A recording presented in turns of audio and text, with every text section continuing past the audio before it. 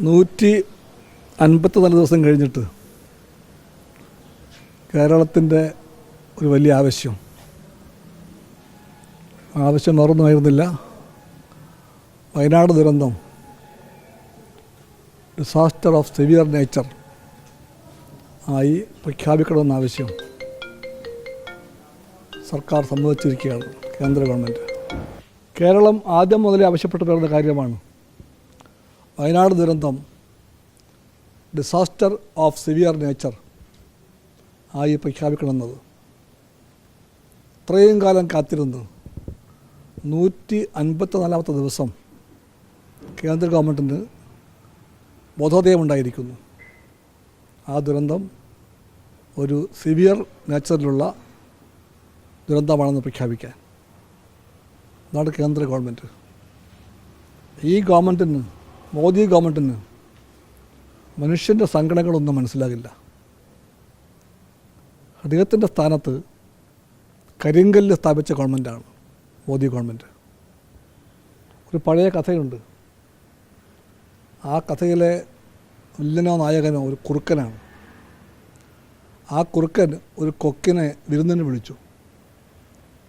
എന്നിട്ട് കൊക്കിന് ഏറ്റവും ഇഷ്ടപ്പെട്ട ഞണ്ടൻ സൂപ്പ് ഉണ്ടാക്കി വെച്ചു.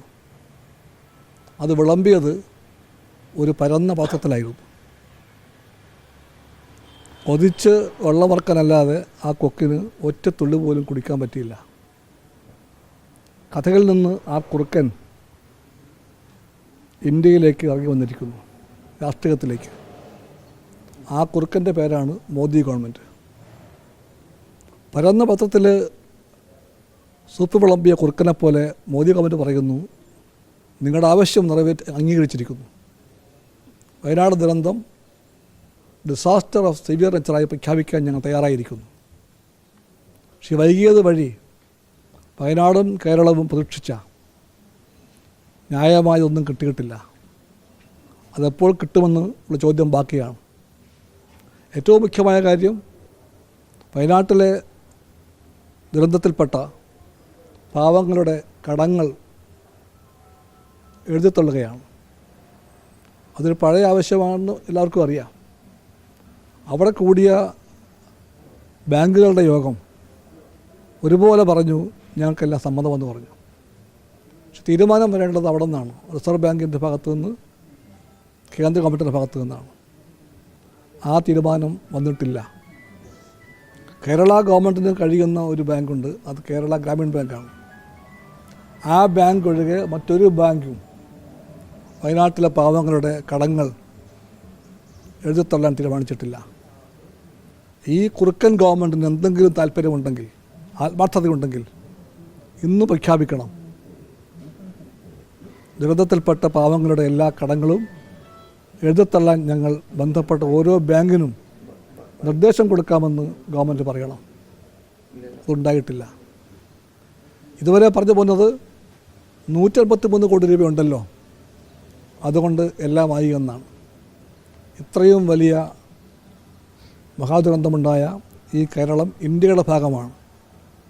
ഇന്ത്യയുടെ ഭാഗമായി മോദി ഗവൺമെൻറ് കേരളത്തെ കാണുന്നുവെങ്കിൽ ഇതുവരെയും തുടർന്നു പോകുന്ന അലംഭാവം, അവഗണന, ചിറ്റമ്മ നയം എല്ലാം തിരുത്തിയിട്ട് കേരളത്തിന് അവകാശപ്പെട്ട ദുരന്ത സഹായ നിധി ലഭിച്ചേ തീരുമെന്ന് വ്യക്തമായി പറയാൻ കമ്മ്യൂണിസ്റ്റ് പാർട്ടി ആഗ്രഹിക്കുന്നു.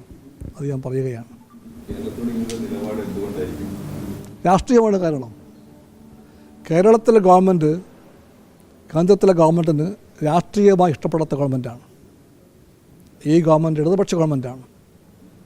വർഗീയ ഭ്രാന്തിൻ്റെയും മതവിദ്വേഷത്തിൻ്റെയും പാത പിൻപറ്റുന്ന BJP ഗവൺമെൻറ്റിന് ഒരു ഇടതുപക്ഷ ഗവൺമെൻറ്റിനോട് കടുത്ത വൈരാഗ്യമുണ്ട്. രാഷ്ട്രീയമായി അന്ധത പതിച്ച ഗവൺമെൻറ്റാണ് മോദി ഗവൺമെൻറ്. അതുകൊണ്ടാണ് സാമ്പത്തികമായി ഈ സർക്കാരിനെ ശ്വാസം പൊട്ടിക്കാൻ വേണ്ടി എല്ലാ വഴിയും മോദി ഗവൺമെൻറ് എന്നും കൈക്കൊള്ളുന്നത്. കഴുത്തിൽ കുത്തിപ്പിടിച്ച് ശ്വാസം മുട്ടിക്കും പോലെയാണ്. അവകാശപ്പെട്ട വിഹിതം തരാതെ, സഹായം തരാതെ, ഇന്ത്യയുടെ ഭാഗമാണ് കേരളമെന്ന് യഥാർത്ഥം അംഗീകരിക്കാതെ മോദി ഗവൺമെൻറ് എല്ലായ്പ്പോഴും പെരുമാറുന്നത് തെറ്റാണിത്.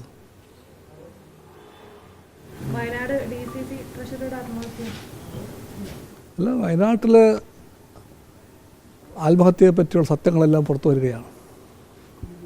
ആ സത്യങ്ങളെല്ലാം പറയുന്നത് ആ ബാങ്ക് നടത്തിപ്പിൽ ആ ഭരണസമിതിക്ക് ഒരുപാട് തെറ്റുകളും പാളിച്ചകളും ഉണ്ടായിട്ടുണ്ടെന്നാണ്.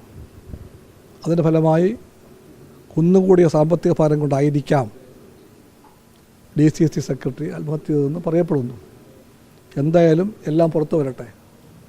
സഹകരണ മേഖലയിൽ ഏത് പാർട്ടിയുടെ ഭരണമായാലും സഹകരണ മേഖലയിൽ ഒന്നാമത്തെ ചുമതല നിക്ഷേപിച്ച മനുഷ്യരോട് കാണിക്കേണ്ട സത്യസന്ധതയാണ്, വിധേയത്വമാണ്, പൊതുപ്പണമാണ് എന്ന ബോധ്യം ഉൾക്കൊണ്ടുകൊണ്ട് മാത്രമേ സഹകരണ മേഖല ഓരോ ചില്ലിക്കാശും ചിലവഴിക്കാവൂ.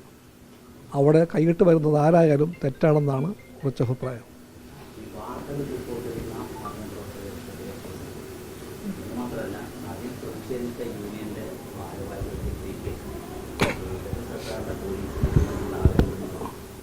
അല്ല, കമ്മ്യൂണിസ്റ്റ് പാർട്ടി നിൽക്കുന്നത്, ഇടതുപക്ഷം നിൽക്കുന്നത് മാധ്യമങ്ങളുടെ സ്വാതന്ത്ര്യം ഉയർത്തിപ്പിടിക്കാൻ വേണ്ടിയാണ്. മാധ്യമ സ്വാതന്ത്ര്യം ജനാധിപത്യ വ്യവസ്ഥയുടെ അലംഘനീയമായ ഭാഗമായിട്ടാണ് കമ്മ്യൂണിസ്റ്റ് പാർട്ടി കാണുന്നത്. പക്ഷേ കഴിഞ്ഞ ദിവസം ഒരു MLA മകനെ കഞ്ചാവ് കേസിൽ പിടിക്കുന്നു. അതേപ്പറ്റിയുള്ള വസ്തുതകളെല്ലാം വരട്ടെ, അത് വാർത്ത പുറത്തു വന്നു. എല്ലാ വസ്തുതയും വരട്ടെ, എന്നിട്ട് പറയാം. കാട്ടുമൃഗശല്യം കൊണ്ട് ജനങ്ങൾക്ക് ജീവിക്കാൻ പറ്റാത്ത അവസ്ഥയാണ്. സ്ത്രീകളൊക്കെ വനംവകുപ്പിൻ്റെ ഭാഗത്തു നിന്നൊരു നടപടിയുണ്ടായി. LDF ഗവൺമെൻറ്റിൻ്റെ നിലപാട് പലവട്ടം വ്യക്തമാക്കിയിട്ടുണ്ട്. മന്ത്രി പറഞ്ഞു, മുഖ്യമന്ത്രിയും പറഞ്ഞു. വന്യജീവി മനുഷ്യ സംഘർഷം അതെവിടെയും വനമുണ്ടോ അവിടെയെല്ലാം ഉണ്ടായിട്ടുണ്ട്. അത്തരം സംഘർഷ വേളകളെല്ലാം പ്രയാസങ്ങൾ നേരിട്ട മനുഷ്യരെയാണ് ഞങ്ങൾ പ്രധാനമായി കാണുന്നത്. അവരെ സഹായിക്കാൻ വേണ്ടി, അവകാശപ്പെട്ട നഷ്ടപരിഹാരം കൊടുക്കാൻ വേണ്ടി ഗവൺമെൻറ് സാധ്യമായതൊക്കെ ചെയ്യുന്നുണ്ട്, നാളെയും ചെയ്യും. അങ്ങനെയുള്ള എല്ലാ സ്ഥലങ്ങളിലും ഒന്നാമത്തെ പരിഗണന ഞങ്ങൾക്ക് മനുഷ്യരാണ്, മൃഗങ്ങളല്ല. നേരത്തെ ചോദിച്ചു TP കേസിലെ പ്രതികൾക്ക് പരോൾ നൽകിയതുമായി ബന്ധപ്പെട്ട് വലിയ വിവാദം ഇപ്പോൾ ഉണ്ടായിരുന്നു. വിവാദത്തെ പറ്റി അത് മനസ്സിലാക്കിയിട്ടില്ല. ഇപ്പം ഞാൻ വാർത്ത കണ്ടതേ ഉള്ളൂ, മനസ്സിലാക്കട്ടെ.